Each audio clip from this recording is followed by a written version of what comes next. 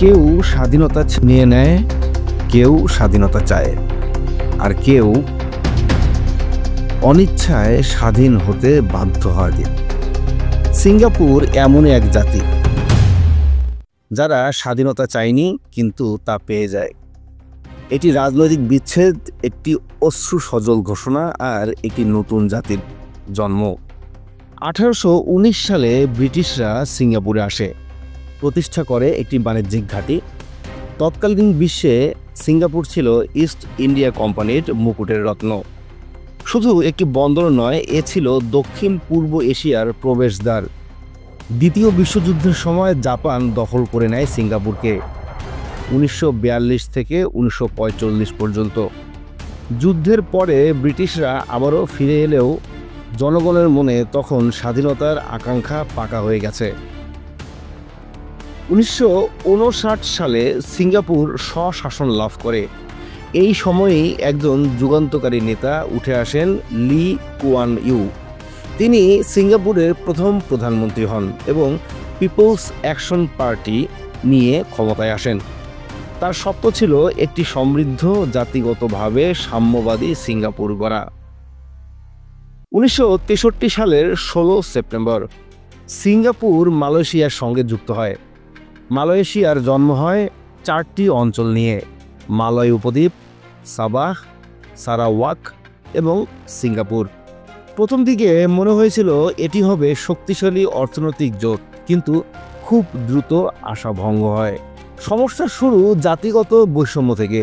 মালয়রা সংখ্যাগরিষ্ঠ আর সিঙ্গাপুরের জনসংখ্যার বড় অংশ ছিল চীনা। এই দুই জাতিগোষ্ঠীর মাঝে চলতে থাকে রেষারেষি। পিপলস অ্যাকশন পার্টি ও মালয়েশিয়ার দল ইউএমএনও এর মধ্যে রাজনৈতিক উত্তেজনা চরমে ওঠে। অর্থনৈতিক প্রতিযোগিতা, অর্থনীতি ও সাংস্কৃতিক মতভেদ সব মিলিয়ে সম্পর্ক ভেঙে পড়ে। সবকিছুর শেষে মালয়েশিয়া সরকারি সিদ্ধান্ত নেয় সিঙ্গাপুরকে বের করে দিতে হবে।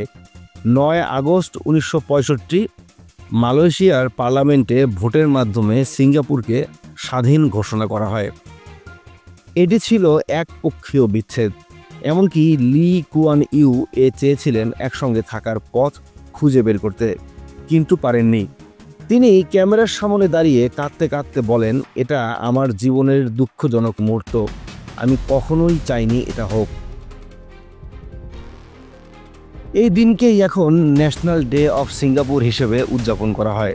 সিঙ্গাপুরের মানুষ এটিকে কেবল বিচ্ছেদের দিন নয়, বরং নিজেকে প্রমাণ করার শুরু হিসেবে দেখে।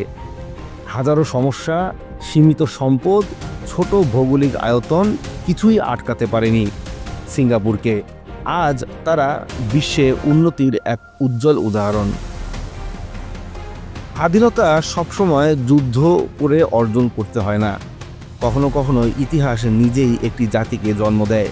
আর সিঙ্গাপুর, সে তার জন্মকেই প্রমাণ করে দেখিয়েছে, ছোট জাতিও বড় স্বপ্ন দেখতে পারে।